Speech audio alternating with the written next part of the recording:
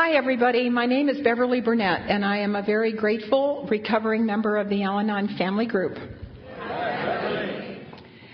And I am in Al-Anon for 26 years as of February 9th of this year. And for that, I really am grateful because Vinoy will be one person who will tell you they didn't give me too much of a chance.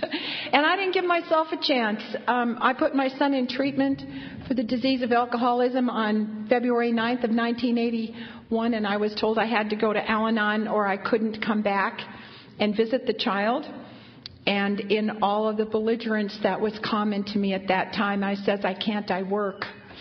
And so that was the attitude that I brought to Al-Anon. I didn't intend to stay. And for me, the magic happened, and it had everything to do with you and the people in Lewisville and Dallas and, tapes and CDs and all the things, that we encounter. And before I realized what was going on, I wanted to stay more than anything in the world. So I am a miracle, actually. I just want you to know that. I'm a miracle. I'm married to the same man for 45 years, and that has been with a lot of tolerance, steps, traditions, sponsorship, and trying to do what's the next right thing. But before I go any farther, I want to thank Judy for calling me. I was so thrilled to be able to come back to this area because I have a history here. My dad and mom lived in Carpinteria for 19 years. And my mom died of cancer in 1978, and my father stayed on until he was diagnosed with cancer in 1988. And between the time that my mom died and my father still lived here, my way of making amends for not having a relationship with my dad at all was to come here and spend 1 week in October for approximately almost 10 years. So I've walked the beaches and ate hamburgers at the spot and drove up and down the highway. And, it's just, I just have a lot of really loving memories of this area, and it felt really good to come back. Mary picked me up at the airport, and as we were driving down the highway and we got our first glimpse of the ocean, it was, I just was flooded with a lot of really good memories from my dad and the times when I was here, when for the very first time I was his little girl and he was my dad. And we had this whole agenda, that we did. Monday was Monday Night Football, and Tuesday we went to the movies, and on Sunday I got to rent a pair of roller skates and roller skate up Cabrillo Boulevard while he read the paper. And, there was just a lot of sweet things that happened, a lot of healing that took place here. And it just felt really good to come back. So thank you very much for that. Mary was a little late picking me up. And as I got to know Mary, I understood that she was quite a perfectionist and that this was indeed just horrific for her to be late. I was really okay with it. I found me a Java coffee place, got myself a big, a gigantic iced tea, sat outside and watched people. And I love watching people. We're just crazy. we're pretty crazy. And, she just beat herself up. And I says, well, you just go for it, girl. And I says, by the time you get here, put the hammer away because I am perfectly fine. I was just glad we landed, So I have a good life today. The room is beautiful. Thank you very much. I was left with a little basket of fruit in my room, and it says it's washed. Enjoy. Isn't that great? It's always kind of hard to wash your apples in a hotel sink. So I was glad for that. I feel like my life today is rich and blessed. I have 3 granddaughters. One is almost 19. And I want you to know that on Thursday, she thinks her grandmother is the greatest thing there was. She called me. She says, Nanny, what are you doing? I says, well, I'm packing. I'm getting ready to go on a trip. And she says, well, I need to come over and talk to you. I'll be there in 20 minutes. And, I think, my God, how did I get to be that kind of a person that my 19-year-old granddaughter is going to take some time out of her life to come and sit on the bed with her grandmother and kind of share some stuff and know that it's safe, that I'm not going to tell her mom. And she wants some experience, strength, and hope from an old, wise woman. And that's a pretty neat gift. I have 2 little granddaughters that live just down the road, Peace and Laguna, California, and they're 8 and 11. And they were supposed to be plucked out of my life a couple of years ago through a divorce situation. And come to find out, because you taught me how to be a good woman and do the next right thing, this daughter-in-law decided that while she divorced my son, she certainly did not want to divorce her ex-mother-in-law.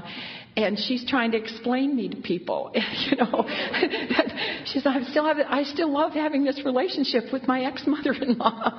And I says, well, why don't we just leave the ex off? It's fine with me.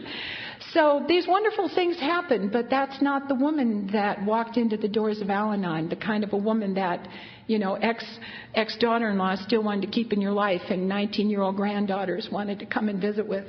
I was mean.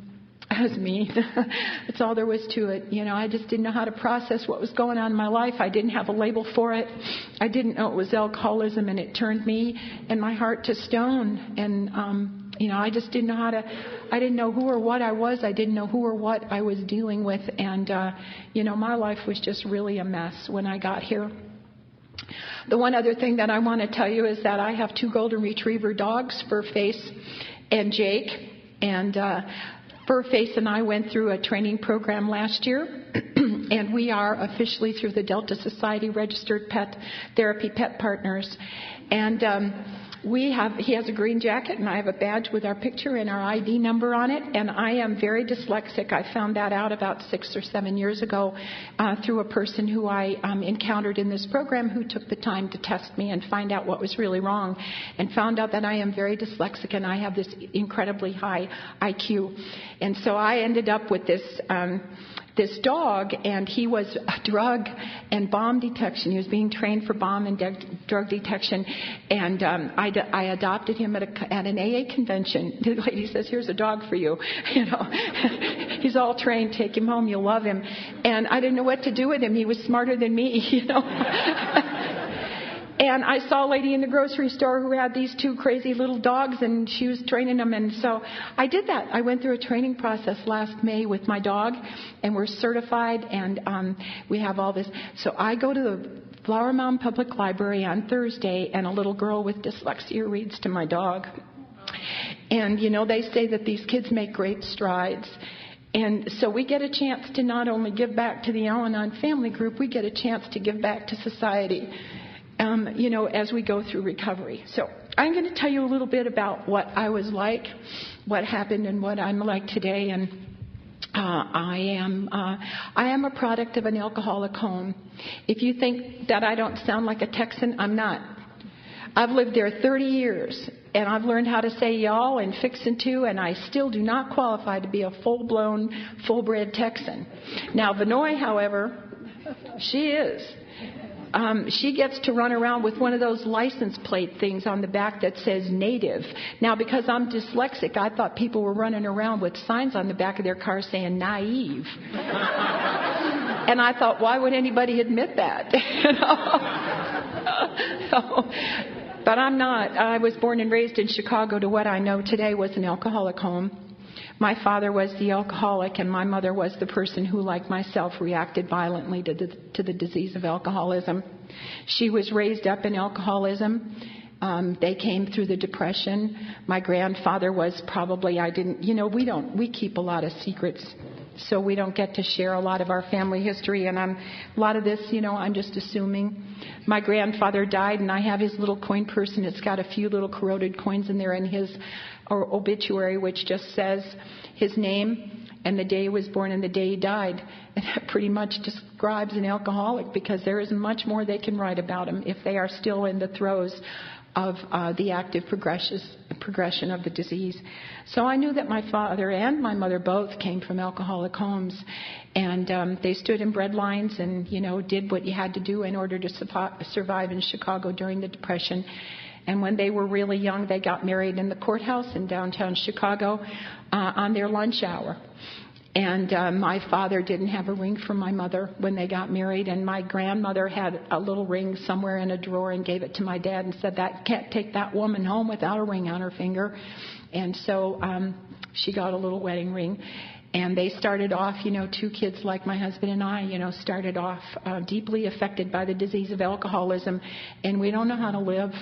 We think we do. We have a picture of what it's supposed to look like in our mind. We just know we're going to do it different than our mothers and our fathers. And, we're not going to let all these tragic things happen, to our kids, what happened to us. And you have all these pictures in your mind, but you do not know how to pull that off. And that was the way that it was, not only for my mom and dad, but for me. So my mom, I thought my dad was just wonderful. I just loved him. He was always in the middle of whatever was going on. He liked a good laugh. He was in the middle of, any kind of fun that was happening. He was the post commander for the VFW for 2 terms. And there was always a lot of fun going on with that. My mother and I had a totally different definition of fun. But I thought my dad was great. And so he was just liked to drink. He was an alcoholic. He liked to drink. My mom would get after him before he drank, while he was drinking, and after he was drinking, and they usually ended up with a loud fight that I know today, that all the neighbors could hear, and I was always embarrassed by that. We lived in a 2nd floor flat in Chicago, and I just knew, that was just resonating through the neighborhood, and I always felt this sinking feeling when I would come out from between the gangway of the house, and I think everybody's looking at me. They could hear them last night. And then I'd get out there and I'd think, it was kind of like, oh, well. I ran my whole life with that whole definition of, oh, well, what can you do? What can you do to change any of that? And they would go for a week, 2 weeks without speaking to each other.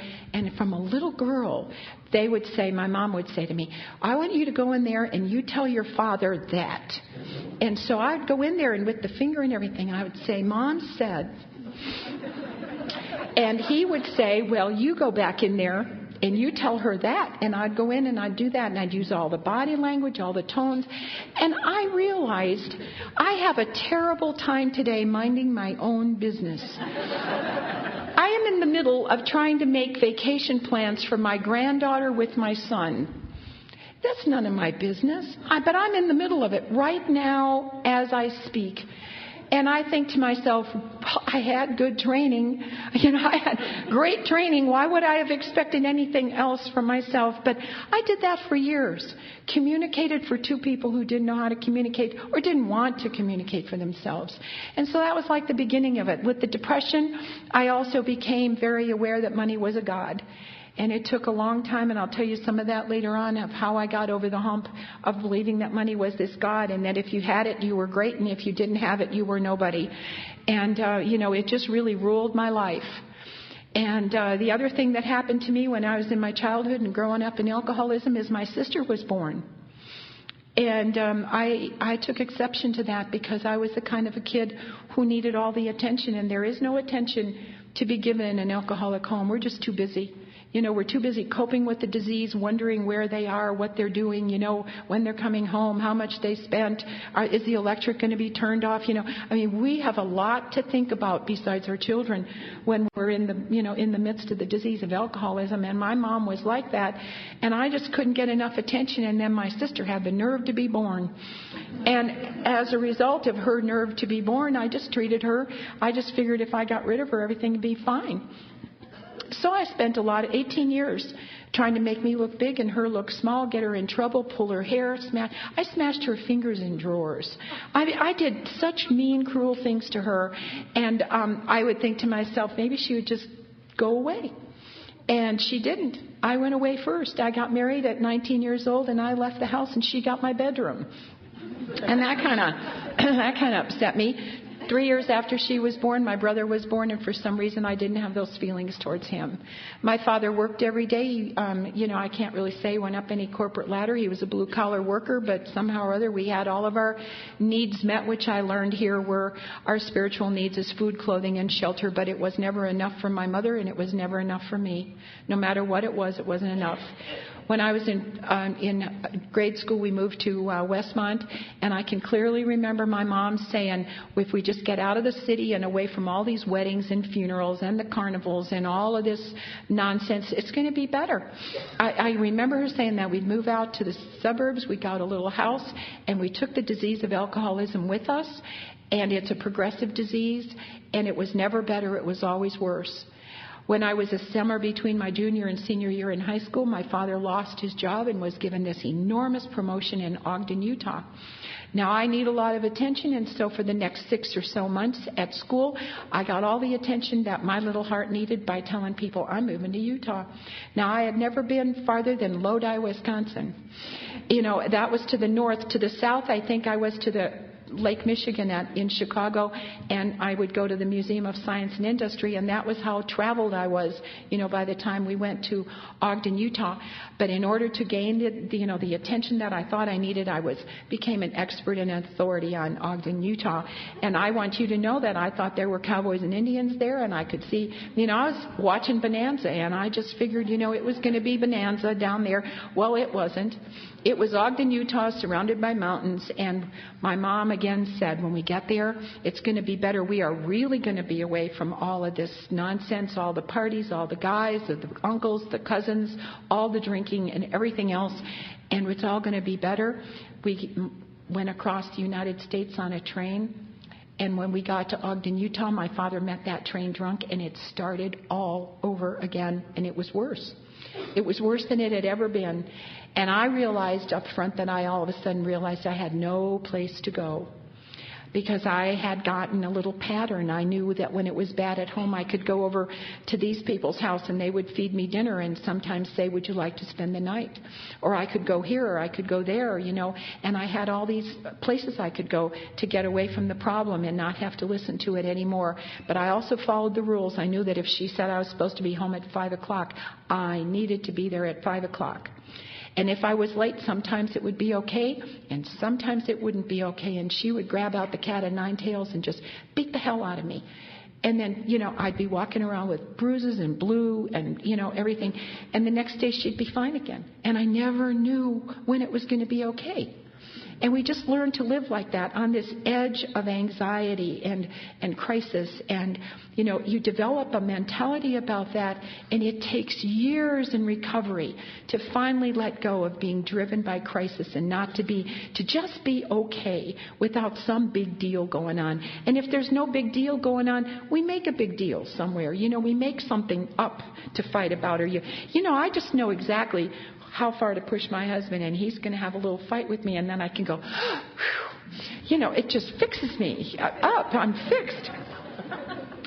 So anyhow, we get there, and the alcoholism progressed, and I'm a senior in high school, and I am dressed according to American Bandstand, and the kids in that area are dressed Mormon. And there's culture shock for me. They were in these little sleeveless things called, I don't know what they were called, but they matched. And they had these shoes called Millikins, and their little socks matched their little skirts and sweaters, and they were rolled up in donuts down around their ankle bone. How tacky can that be? I had on a felt skirt, and my sweater was buttoned up the back, and I had big, thick socks on and saddle shoes, and my hair was in a ducktail, and I was following that trend, with that television show, and these girls, I didn't fit. So I didn't go to school. I don't know how to cope with my problems. I don't know how to cope with my problems. So I just didn't go to school. It was too hard to go to school. I was lucky, though. I had enough credits to graduate, and life went on. I turned 18 that summer, and my father took me to where he worked and got me a little job, and I was a clerk in a Blueprint Island. And for the first time in a long, long time, I felt okay. I was working with people that were as old as my mom and dad, but they didn't judge me. They invited me out for lunch, and I just felt like I was a part of something. And it was really nice. And one day somebody said, that calculator doesn't work. Why don't we call the guy from Frieden and have him come over here and fix our calculator? And I'm sitting there, and, I don't know anything about who the guy from Frieden is. And so I'm doing my job. And all of a sudden this guy walked in our department, and he was everything a woman from Chicago would want, who was raised up in alcoholism. He had a ducktail and a crew cut, and he smoked. And he had it. You know how they smoke. It came out the side of his mouth, and little smoke rings and everything. And he had on a shirt and a tie and a sport coat, and he was carrying a briefcase. And I knew that establishment was out in the middle of absolutely nowhere back then. And I knew that he had to have a car to get there. And he was older than me, and he met all my requirements. And I don't even know when I made that list. I have no idea when I made the list. When did I decide? But yet what I saw was this big S, and it wasn't Superman. It was security. Why? How in the world does a woman who is raised up in progressed, active, really crummy alcoholism know that she's looking for somebody that's going to make her feel secure? And so he had a little problem going on. He was married. And he had been married 6 months, and there was trouble. And that should have been the big clue, But he'd come in and he'd whisper to somebody, and they'd go, "Oh, George, I'm so sorry to hear that. He's sleeping on a cot in his office, and his clothes are hanging from a pipe." And the next time he'd come in the office, they'd say, "Oh, that's wonderful. He's back with the little woman." And this went on not just once or twice. It was ongoing. I mean, it was like he'd come in on Tuesday, he's sleeping on the cot. He'd come in on Thursday, he's back at home in her bed. And then he's come back in on Friday, and he's back in the office. And Monday, he's at home. And, it was like, wow, I'm addicted to this kind of stuff. This is my kind of adventure. And I was thinking in my meditation this morning 2 words that are written in the big book that are odd kind of words. And one of them is adventure. Now, who would have ever described our lives as adventures? And then the other one that I thought of this morning was drama. And I thought, who would have ever described our lives as adventurous and drama? I'm like, I just want him to come home for dinner. I just want a husband. I just want him to be home for dinner. And he couldn't do that. So anyhow, he just kept coming in and out and all this drama. And I had this thought that all of us have, is if he was mine, I could make him happy. Now, I'm raised up in an alcoholic home. I have an alcoholic father. Those parents have been raised by alcoholics. I haven't got a clue what happy means. I don't have a definition for the word happy. No way, no how. But my thought is, if he was mine, I could make him happy. And I didn't know what that meant, but I knew that it was a truth. I am here to tell you, I've been married to that man for 45 years. I have 26 years in Al-Anon, and I do not have the capacity to make that man happy. Never. And so, that was kind of a little, that was an awakening. So, one day he comes into the office and he says to me, whispered in my ear and kind of brushed up against the side of my ear, and he says, "I am officially separated from my wife, and I would like to take you out on a date." And I thought I had died and gone to heaven. And so I had him pick me up at my house because I wanted to be proper, and I walked in the front door with him, introduced him to my mom and dad, and I don't know how alcoholics know each other, but they do. My dad took one look at George, and he hauled him into the kitchen, and they got ready to take me out on a date. And by the time we got out in the car, my husband to-be was 3 sheets to the wind. The next, we went out and we spent his paycheck, and I just thought he was just wonderful. And he had a big car, a convertible, and I just thought he was everything any woman could ever want. And I got home from that date, and I was standing on the front porch waiting for the big kiss, and he was so drunk he couldn't stand up straight, and he leaned into the doorbell, rang the doorbell. My mother comes flying out of the house. That man sobered up before my very eyes, and it was the very first and last time he ever did that.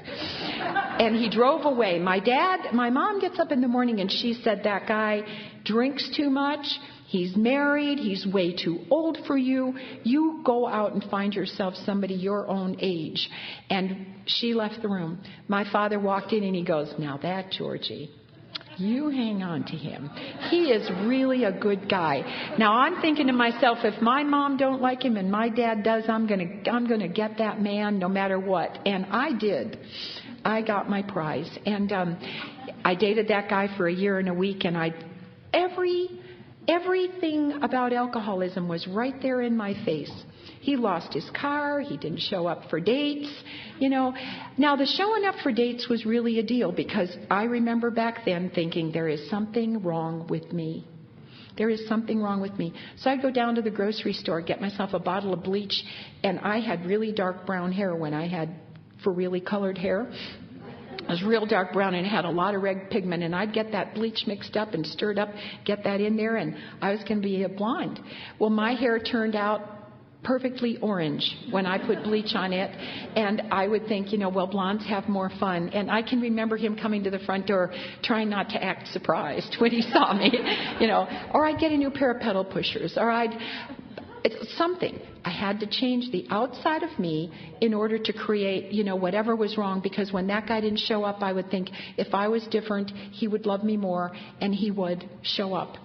But he didn't do that once or twice. He did it over and over and over. And the thing that really hooked me was he would call me the next day and he'd say, I am so sorry that I didn't show up. I don't know what happened. Tracy and I went to the keg for one beer. And then I was just going to play one game of shuffleboard. I was going to leave. I was going to pick you up. And we were going to have a nice time together. He said, next thing I would know, Mary and Bill were throwing us out. And I don't know what happened. And it will never happen again. And I would believe that.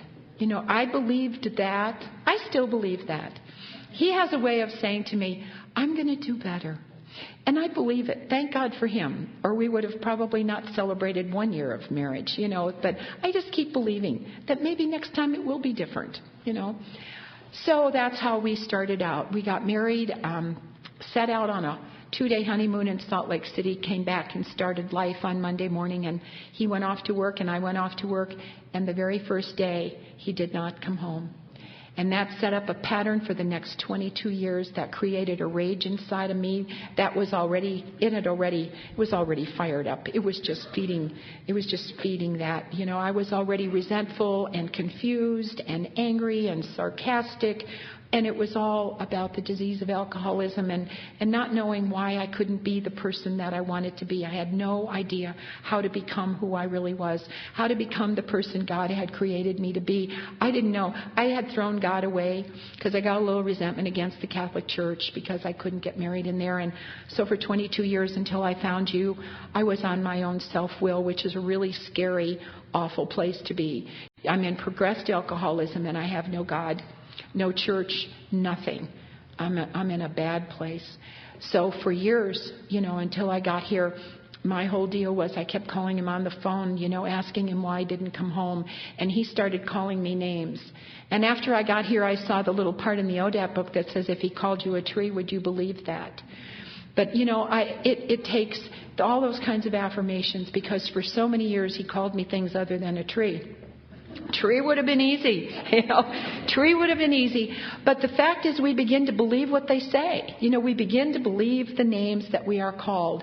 And it takes years because our self-esteem goes a little bit farther down the drain with each one of those names, with each time, that something happens and that name calling and that arguing and get a divorce and don't let the door hit you in the butt. Go find yourself somebody that you'll be happy with and, all that kind of stuff. We were talking about that in the car this morning, and just all those kinds of things. And you gave me tools. You taught me here how to stop that madness, the madness. But life went on. I got pregnant on our honeymoon. I took birth controls, but the pills, they were in my purse. I didn't know they had to go down my mouth into my stomach. And so I got pregnant, and it was a surprise to me.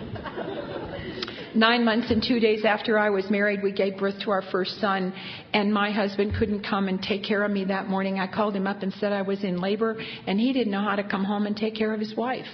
And finally, God sent the Cream of Weber milkman that morning, and to me, at that very moment of my life, I thought it was the most humiliating, degrading thing that could ever happen.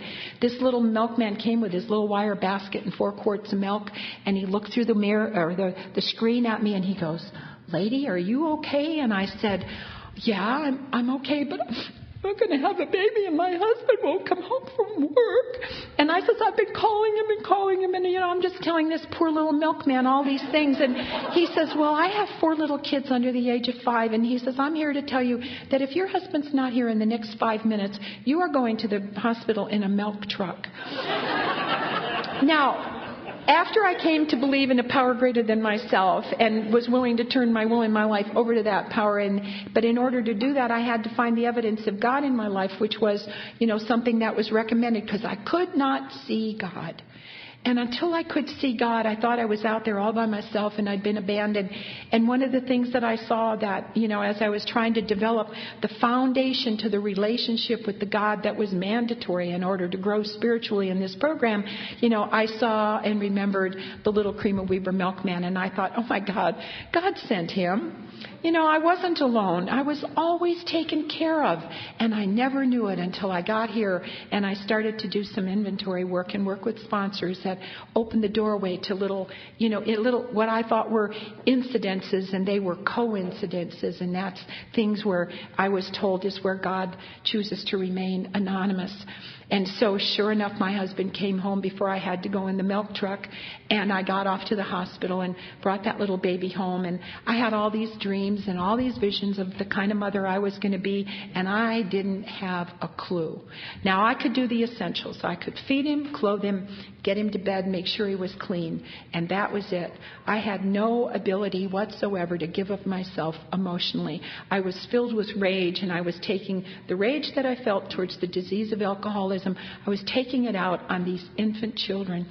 2 years after that son was born, our second son was born, and I got a little better at it. I was able to, I taught them nursery rhymes, and I know they learned to talk. I knew I bought them Tonka trucks, and I sent them out in a yard, and for some reason or other, I thought a yard was important. I got them a dog, and I got them a cat, and all the things that you're supposed to have, but I wasn't there. They had the things, but I wasn't there. I could bake the cookies, but then I'd hand them to him and say, eat those damn cookies or, I'm going to shove them down your throat. That was how emotionally present. So I didn't know how to make the picture. I could do the things, but I didn't know how to make the picture.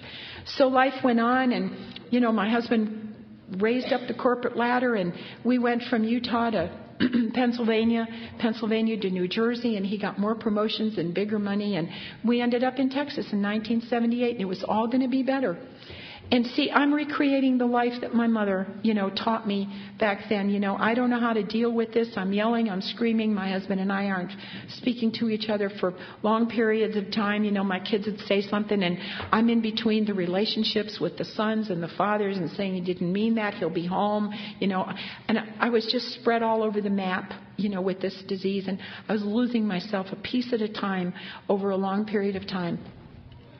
Our kids' alcoholism was progressed, and when we moved into the house in Dallas, or in Lewisville, Texas, where we live today, I had a 14 and a 16-year-old son who were in full-blown alcoholism and drug addiction, and I didn't know it. My son was about to be the captain of the wrestling team that was going to state in Sparta, New Jersey, had we stayed. But like what happened to me, we ended up moving him in his junior year of high school, and I did not even consider the fact that was just a huge emotional upheaval for him. I just said, you know what, you're in sports, it's going to be fine, Dad needs this job, we've got more money, blah, blah, blah. And I just erased what could possibly be going on with those kids, just the way it was erased when I got moved. And, that was one of the things. I will never move these kids when they're in high school. And I did it because it was convenient for me. It was convenient for my husband. I needed what I thought that job was going to do for me. And, it just, all these things, a lot of it, through the 26 years that I've been in the program, I've worked through these things one tedious, long, step at a time and gotten better. And, I keep thinking, it's done now. Okay, I have reached the pinnacle of Al-Anon. I have the top. And then I wake up Monday and I find out that there's another character defect, and I think there can't possibly be any more. I'm here to tell you, and I used to whine to my sponsor and say, I am so tired of these defects of character. I says, I just want to be perfect. And she said, on the day you're perfect, we're just going to be digging you a 3x6x6. So she says, as long as you're human and walking on planet Earth, you are going to have character defects that need to be addressed. So I'm here with you. So here I have these kids, and they're full-blown alcoholics. I don't know it. And my life is a total mess. My husband's going to work at 5 in the morning, not getting home until midnight. He's got this big position, which I thought really took up all of his time. But the bottom line is he never drank at home. He would just walk in the house, drunk. I was the dinner saver. I was the woman who kept the gravy smooth and at the whole dinner for 5, 6, 7 hours at a time at the perfect temperature.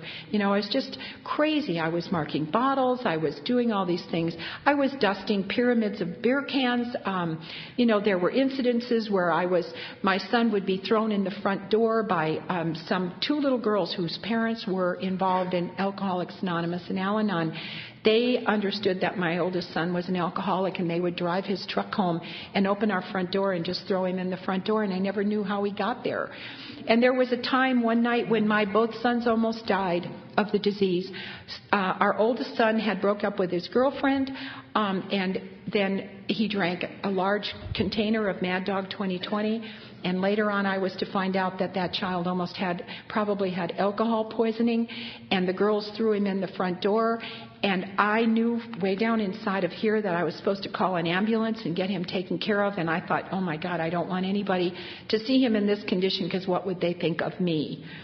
And so I called my sister, who I thought was an authority on alcoholism, and she says, oh, Beverly, just put him in the bathtub and throw cold water on him, and he'll keep going. And so that's what I did for an hour. I kept him alive by throwing cold water on him. He was out cold. Now, here's a kid, he's a wrestler, he's a runner, he's big, he's over 6 feet tall, and I have now wet his Levi's. Do you know how heavy wet Levi's become? And I am now trying to get this kid who was sort of becoming conscious out of the bathtub, and I realized I couldn't lift him. And I called my husband and I said, you get home right now. Stephen is drunk in the bathtub and he needs to get out and get dried off, and I can't lift him. So my husband came home, picked him up out of the bathtub, dried him off, put him in bed. And he says, let's have a cocktail. You've had a really bad night. So he fixed me a cocktail. We had a house with a bar, which was a requirement.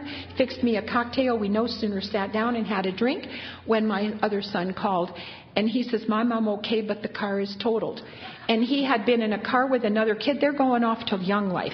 Now, would you suspicion that your son was alcoholic if he was going to Young Life? Well, he's off to Young Life.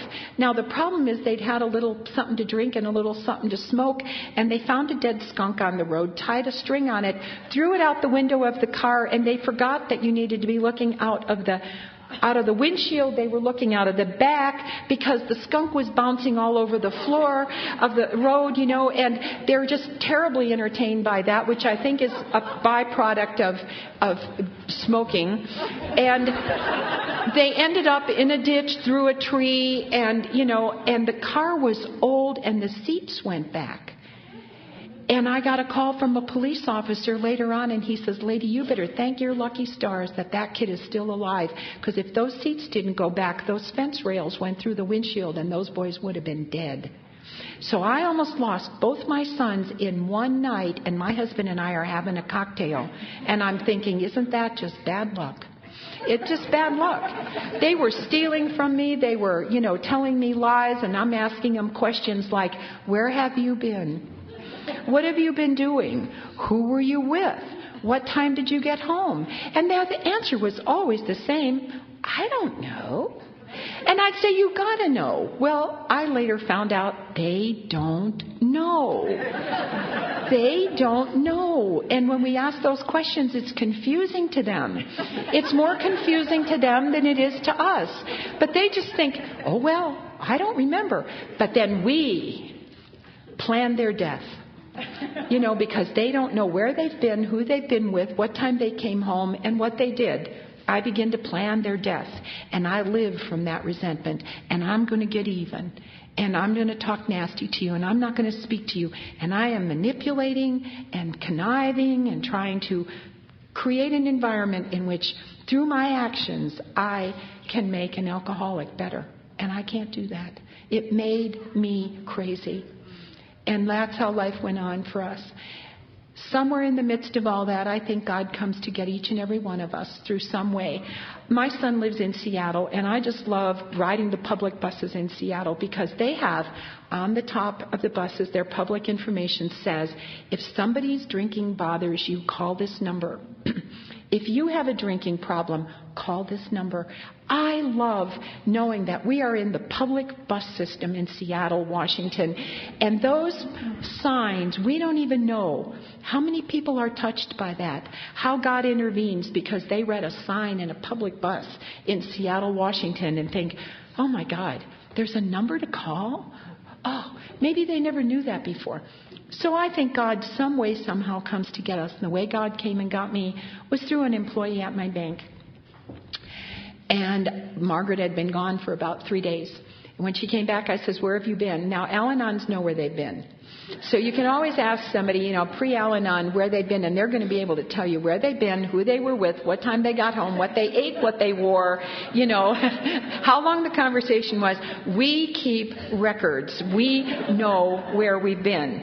So I asked Margaret where she's been, and she said that her son almost died of alcoholism. He was on life support at the Lewisville hospital overnight, and he finally came around.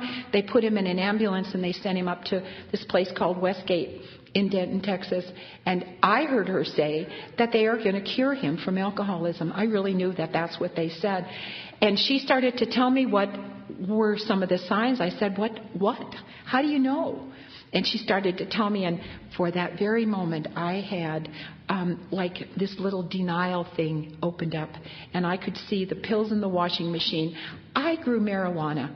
Can you believe that? They brought me a bag of seeds. I put them in 10 flower pots. They told me they were mystery seeds in a science project. And I grew marijuana for 6 weeks.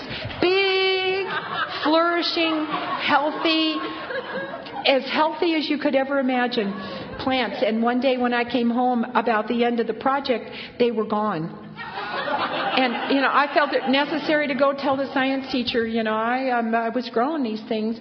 Well, come to find out, I put some laundry away, and the mystery seeds were thumbtacked up in my younger son's closet. And I got white hot mad. And that was the way I reacted to life, this white-hot rage. The alcoholics talk about going in a blackout, and I would go into this white-hot rage, and I would go into a blackout. And once I reached that point, whoever was in my path got it. And you better run for your life, because I had no control over my mouth or my actions or anything when I was in that place. I was totally out of control. And I am here to tell you that it will be 6 years on April 6th since I had my last rage attack. I'm going to tell you what I did. Some little kids were jumping off of a roof onto our trailer and our work truck, and I was taking the dog out to go to the bathroom. I take my dog with me to work, and I went outside to take the dog out after the Saturday night speaker had started, and I see 6 or 8 of these kids jumping off the roof onto our trailer and onto our truck, and I went after them. When I walked out of the door and I screamed, "What are you doing?" That was enough. That could have been the very end of it, but it wasn't. I chased them through the parking lot. I was threatening them with death. I made them go into the room and get their parents out of the meeting. I took down their names, addresses, and phone numbers in case they had done any damage to our truck and trailer. And I was 20 years in Al-Anon when I did this. And so I called my sponsor, and we had a long talk about it, and we kind of did an inventory about that at the time. And, she revealed to me that I came from this background where everything was covered in plastic and the floors were covered in newspaper, and we were supposed to respect our elders and call everybody Mr. and Mrs., and if we didn't, there was a big price to pay. And she says, here are these kids jumping off the roof and damaging your personal. And she said, so, you reacted to that. So it gave me some insight about who I was and what I was and why I did it. 3 days later, I'm in Walmart, and I have another attack. It wasn't quite that bad, but it was pretty bad. I was in the checkout counter, and I don't think I had been treated fairly. And so I had another little thing in the Walmart. And because I had this little thing, I walked out of Walmart without my groceries. And the very person I was having the thing with was carrying my groceries out. And she goes, Mrs. Burnett, you left your groceries in the store. And so I put them in my car, and I'm thinking, I'm going to kill her. I'm going to kill her. It happened again. I promised my sponsor, I'm going to kill her. It's going to happen. I called her again, and I said, it happened again. She says, okay, tell me about it. What did it look like? And I told her, and she says, oh, no, totally different. You just weren't getting your way. And so now I have to stand in the middle of my little eruptions when I'm feeling like a spoiled brat, because that's another thing that was revealed to me. So I am just a spoiled brat. And she says, you have to stand in the middle of that. She says, you have to say, is this coming from the past, or are you just not getting your way? And I have been able to kind of spray water on most of these feelings, because the bottom line is I'm not getting my way. And I have to stand back and say, it's really okay if you don't get your way this time. And just walk away. Do you know what I get as the grand prize? I get to keep my respect, my integrity, and myself. All of this self-esteem, all of this self-worth that I have been slowly, gradually building over the past 26 years, I get to keep it. And I have to really evaluate, is it worth it? Is it worth it to stand there and have a little, nickel and dime little, and compromise 20 or 25, 26 years of recovery over some silly little thing? I really have to evaluate it, and most of the time it's not worth it. It's just not worth it. So anyhow, Margaret, I'm going to go back to Margaret. I get this kid back in the treatment center, and they tell me I have to go to Al-Anon. Now, I think that you don't have to have a pure motive to get here, and most of us don't. Most of us think we're here in Al-Anon because we want him to stop drinking so we will be happy. And in our little Just for Today card, it says, I can be as happy as I make up my mind to be. But that takes years of Al-Anon training, really deep looking in, that I am not placing my happiness in the well-being of another person, expecting somebody else to make me happy. I can't do that. He isn't capable of it. We are not capable of making another person happy. It's my relationship with God today that makes me happy. But back then, when she said I had to go to Al-Anon, I put this kid in this treatment center, and I didn't like him. That would be putting it mildly. I hated the kid. I hated both my sons, hated my husband. There was no love left. I didn't want to touch him. I don't want to have sex with my husband anymore. I don't want... Just get away, leave me alone, whatever. I was so bitter. And I don't like these kids. Can you imagine having two sons and you do not like your children? So she gets in there and says, you got to go to Al-Anon, or you can't come back and see him. And I stand there and say, who do you think you are? Who do you think you are that you're going to tell me I can't come back and see my son? So I thought, I'll fix you. I'll go to Al-Anon for 28 days. You aren't going to tell me I can't come here. I need to check and make sure his underwear is clean and you're feeding him okay. You're getting $10,000 of mine and an insurance company's money, and I'm going to make sure. So that's how I got here. Just out of belligerence. I'm going to show you. I'm not staying. And I don't know what happened. I don't know what happened. But by the time it was March 8th and my son got out of treatment that Sunday morning, I was here. And I was going, before that was up, and for the next 8 years, from the 28 days, for the next 8 years, I went to anywhere from 8 to 12 Al-Anon meetings, open AA meetings, family afterward meetings, conventions, conferences. I was out there, and I was hooked. And I want to tell you how I got hooked. After the meetings, they went to JoJo's for coffee and ice cream.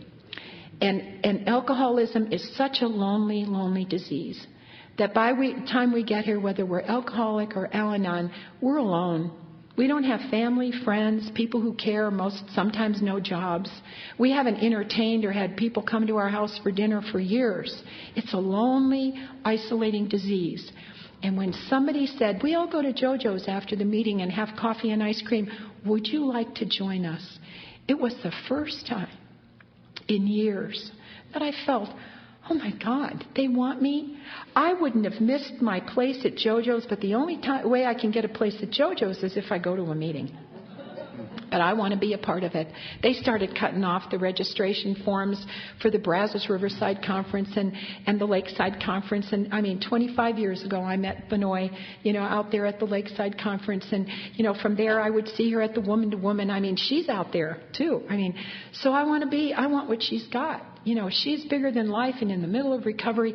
And I had people that I looked up to over the years, and I followed them along. And I'd say, I'd love to go to this thing, but we don't have $65. Don't worry about it, Beverly. Send 10. By the time it's time for the conference, the rest of it will come. And I said, but we only get this much money, and there's this much. It's not. Don't worry about it, Beverly. By the time it's time. And I had to begin to trust you. That you only shared your experience, strength, and hope with me, and that if you said the money will be there, it would be there. And so I sent off and sent a little pittance with it. And sure enough, by the time the conference rolled around, I was there. We had enough money to go. And so that's how our life began. My husband got sober on February 23rd of 1981, shortly after we came in the program. I had a little problem with the woman, with the family counselor at the treatment center. I thought she was hitting on my husband. Now, again, I don't want him, but by God, you aren't going to get him either. And so she kept asking him about his drinking and, how much did he drink and where did he drink? And he kept telling her 2 beers, oh, no, I don't. I don't go to bars, I don't drink at home. He was just never home, So he basically was answering the questions, with a real degree of truth to them.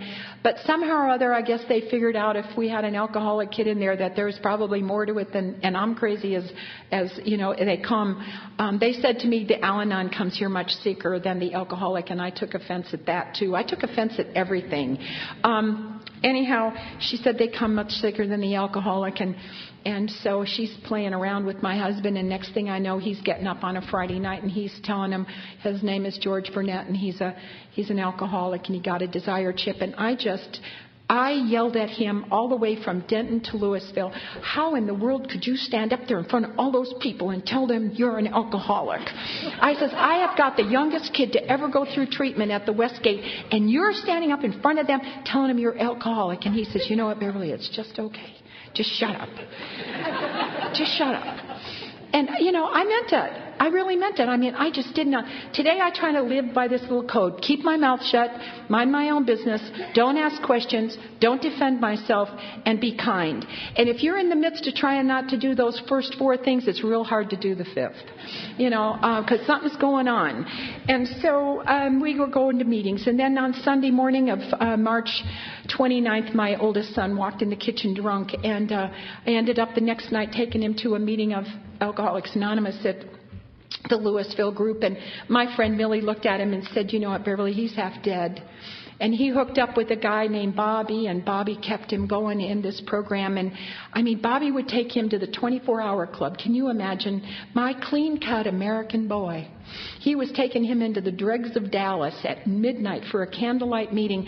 And finally one day I couldn't stand it anymore, and I said, Bobby, I really wish that you wouldn't take him into Dallas at that time of night. And he said, Beverly, he's been in worse places than the 24-hour club. Trust me. I have listened to his inventory. You have nothing to worry about. And I said, but Bobby, he's with a bad element in there. And I really don't think that you should be exposing my sweet little boy to this environment. And he said, you know what, Beverly, if he doesn't stay sober, he's going to be a resident there. Now, why don't you just get a sponsor and let me take care of this alcoholic, and you take care of your own business. And that would be business. Right? And so he gave me Sally Meyer's telephone number, and I gave her a call, and she says, I've been waiting for you. She says, Bobby says you're interfering in your son's sobriety, and I was. I did not know how not to meddle. Bobby was trying to teach Stephen to make his bed and do something kind for me and not be found out, and I'm undoing everything Bobby's trying to do. And I just finally one day I had to let it go. And time went on, and he's sober. Actually, on March 30th, which isn't very many days away, that boy will be 26 years sober. Wow. And I am really grateful for that. It had nothing to do with me. My husband celebrated his 26th year of sobriety on February 23rd, so I have a lot to be grateful for. Time's going on. That young boy didn't stay sober. He went in another treatment center, came out. A year and a half or so later, he's really drunk. He's licking, sticking, drinking, everything he possibly could. And Bobby's telling me my house is a privilege. Did you know your house is a privilege? It's a privilege. He said to the boys, your mom is a very active member of Al-Anon, and I can see she's really given it a best shot. She's growing. Your dad's a member of Alcoholics Anonymous, and he's coming along just fine. He said, you got this brother, that's out there. And he says, what you guys don't realize is what a privilege it is that you have a home and a mother and father who are not only sober and supporting you, but that they've given you the encouragement to go on with your own. And so Bobby kept telling me my house was a privilege, and he'd tell the boys the house was a privilege. And on February 14th, of 1983, I think it was, I handed this now 17-and-a-half-year-old son 2 paper bags from the supermarket, and I told him he had to get out, that he couldn't live in a sober home and bring the garbage of alcoholism into our home. And so he had to leave. And he never lived with us again. And shortly after that, he picked up a gal that he went to school with, and they dated for a while, and in 1985 they got married. And they, detaching with love is an incredible tool, but it's a difficult tool because it's really easy for me to detach from Jennifer, my neighbor across the street. I don't have any problems with Jennifer. She can cut her yard any way she wants. She can go get her mail anytime. I don't pick up any resentments about Jennifer. Jennifer is free to live her life any way she feels like living it. The people that we have a hard time detaching from are the ones we love. So when we begin to detach from the people we love, it hurts.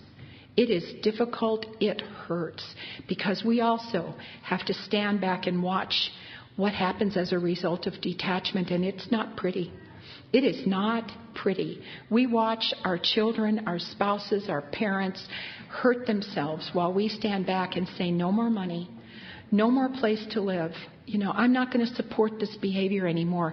And then you get called names because when you change your behavior, it changes the whole cycle of the way that this disease looks. And when you change, everything changes. And a lot of times they don't like the changes. But I learned early on about detaching, and I detached as best I could.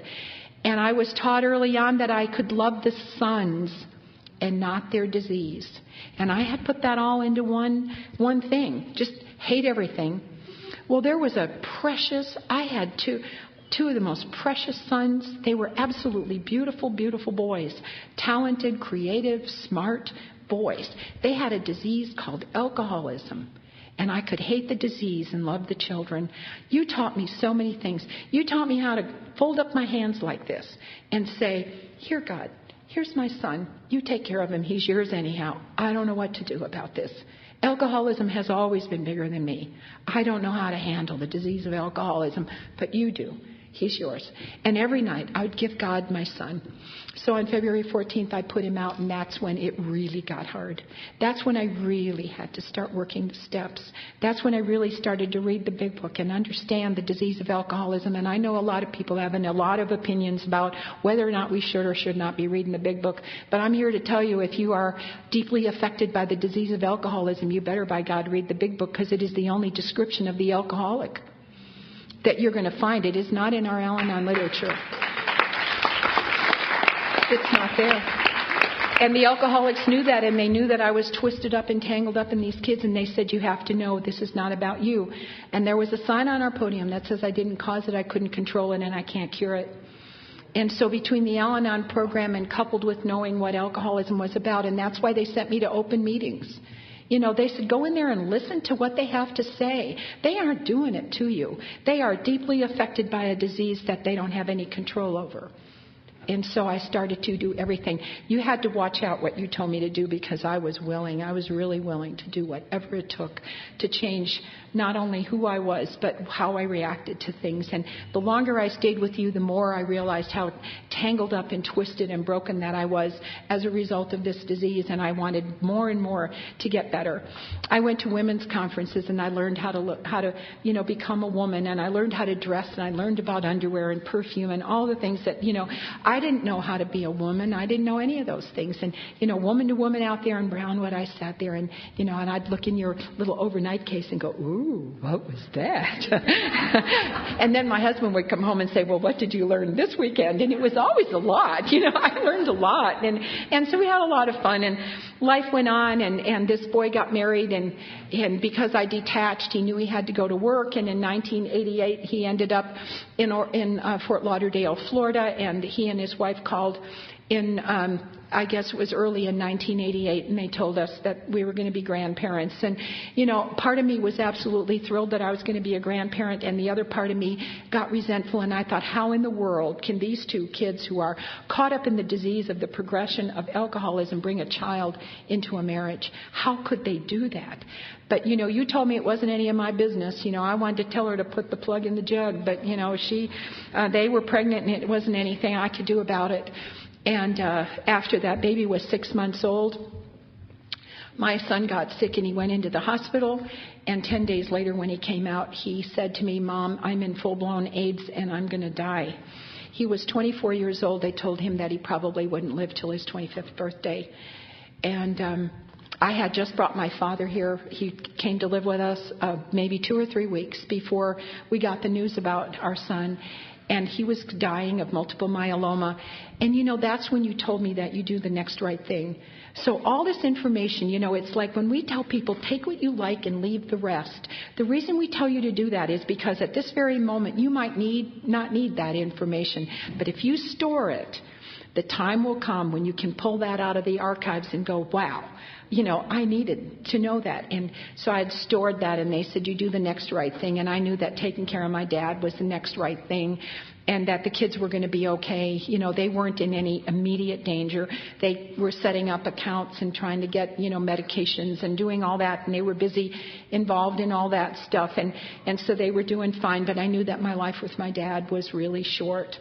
But, I was really confused at that moment. My dad was dying, my son was dying, and I was going to lose my dog. And I called Vinoy. I said, what am I going to do? And she says, you write a miracle at the top of your journal page every day, because there will be a lot of days when you don't believe in God. And if you can see the evidence of God because you wrote about it, on your journal pages. And there's still, all these years later, I still write a little miracle at the top of the page. And we talked about that yesterday, and that she was divinely inspired. She doesn't write in a journal. That's how it is. When we are open and we're out there helping, God's going to give us the words to say to another person. And someday they'll come back and they'll say, well, do you remember what you told me? And I'll go, no, that changed my life. I don't even remember. You were the conversation. It's kind of the way it is sometimes. But we have the power of example, and by walking in this fellowship, to change each other's lives. So we can't take it lightly, and we can only share our experience, strength, and hope here because we could hurt somebody. We really we can either help or hurt, and we walk this fine line.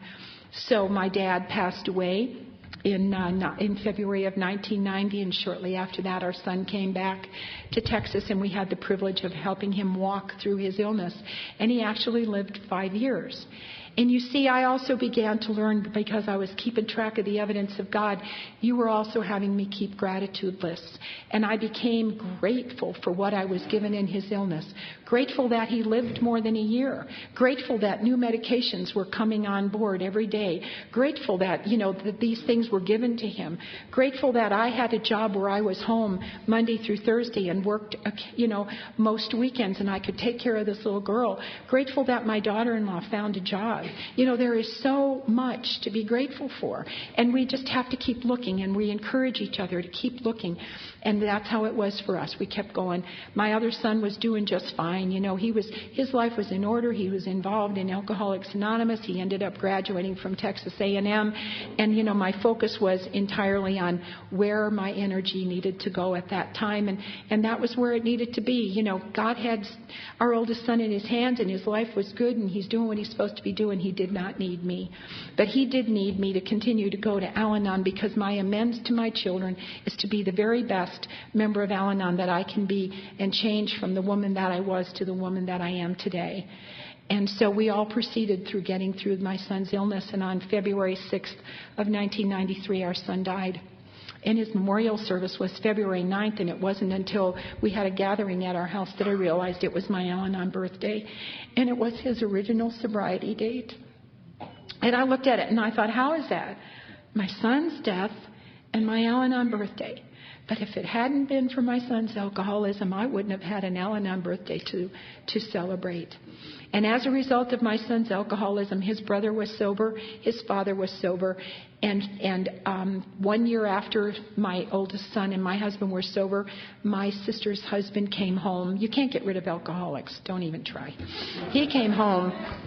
And he was in bad trouble with drugs and alcohol. And my son and my husband did a 12-step call on my brother-in-law. And he has 25 years of sobriety today. So this boy's alcoholism touched a lot of lives. The boy that we used to throw out of the house regularly because he was a drunk. And we knew that if it wasn't for Stacy, everything here would be better. Stacy did part of the memorial service with about 5 or 6 years of sobriety at that time. So, that we touch each other's lives in a way that we don't even realize. My husband and I had a really hard 5 years after my son died. We just took all our pain out on each other, and we destroyed each other worse in alcohol, in sobriety than we ever did before. And we got that patched up. And you know how we patched that up and tried to kind of open the door to a new life? Logan, the golden retriever that I lost on October 15th, needed a yard. And, that's just the way that it was. Logan needed a yard. So we can't get divorced and sell the house because what are we going to do about Logan? And that was kind of how it started for us. We had to go back to the basics, start talking to sponsors, go to meetings, try. I was in a meeting last Saturday, 9 o'clock meeting, and they read the opening. And I've heard the opening. I was talking about that today. This had such a profound impact on me. My husband has an illness today called COPD, and it's a progressive illness. And sometimes, it's like dealing with alcoholism. If he loses his oxygen saturation level, it's like, he becomes somebody I don't know for a few minutes till it kind of catches up. And I react to that. I sometimes forget that that's not him right then. And so I'm sitting in this meeting, and they're reading the suggested welcome, and it says, we learn to place our problems in their true perspective. We find it loses its power to dominate our thoughts and our lives. And I sat there like I'd never heard it before. It went from here to here, and I understood it. This is a problem that I have not had in its true perspective, and I have allowed it to dominate my thoughts, my life, which will in life is your actions and your attitudes. I have allowed it to dominate my actions and my attitudes, but I am going to learn to put that problem in its true perspective and not let it dominate who I am. And life has gone on. I have a relationship with this 19-year-old. I told you she came to see me. And I have a relationship with her mother. And about 8 months ago, her mom said to me, I can't go for my doctor appointments anymore by myself. Will you go with me? And I have the great privilege of going with my daughter-in-law for her doctor appointments. And it gives, how I'm grateful? I get a whole day with her because Parkland is a horrifically disorganized organization. And I got a whole day with her. She had a little procedure done in August. She had a little cancer on her chest. And she was really scared about it because they told her she could possibly get a staph infection. And she was in there for what seemed like forever. And all of a sudden my cell phone rang. And she said, Nanny, are you there? And I said, yeah, I'm here. She says, I just needed to hear the sound of your voice. That's recovery. That's the sound of recovery. And those kids have watched me grow up in the program. They've watched me go to 1 million meetings. They've watched me pack my suitcase. They've watched me work with my husband. And they know that I'm a recovering woman. And, what greater gift can you give me and can I give you back? My son was divorced 2 years ago, and it was kind of an ugly little deal. And she's down in Southern California with the 2 younger grandchildren now. And when that all came down, she says, if you're going to see these kids again, it'll have to be, Stephen, that'll open the door for you because I'm not going to make it possible. And I want you to know, somehow or other, last August, she made the decision that she didn't want to divorce her mother-in-law. And I have the privilege of going down to Laguna and watching my 2 younger grandchildren about every 6 weeks. I mean, what a tough job that is. And they call me happy. And, that's one of these gifts. So I am grateful. I am so grateful. If I stay here another 26 years, I hope, God willing, and the creek don't rise, I'll be some old lady in a wheelchair, and they'll go, oh, here she comes again. Help her in. Get her a chair. But if I am here, if I have the great privilege of being with you for another 26 years, I will never be able to give back what I have been given. So thank you. And please come back and give back. Thank you.